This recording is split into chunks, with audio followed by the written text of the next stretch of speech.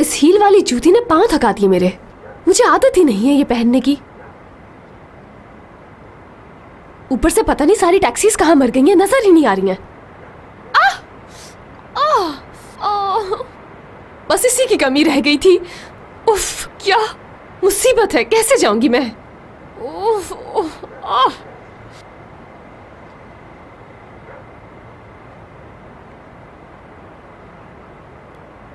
तुम फिर से आ गए?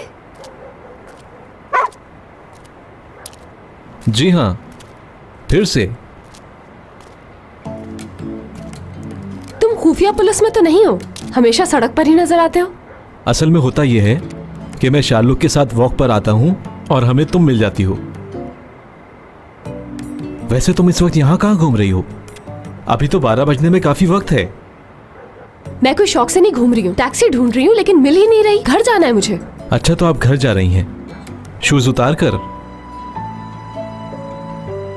नहीं, पाँव दुख रहे थे इसलिए मैंने शूज उतार दिए। ऊपर से कुछ पाँव में लग भी गया है। मैं हेल्प कर दूं आपकी? बिल्कुल नहीं, उसकी कोई जरूरत नहीं। तो तुम्हें जरूरत नहीं है? कहीं तुम ये तो कहना नहीं चाह रही कि जख्म सही से गहरा नहीं हुआ? अब ऐसा तो मत बोलिए आप, पहले ही मुझे बहुत डर लग रहा है। डरने की जरूरत नहीं, डॉक्टर हूं मैं।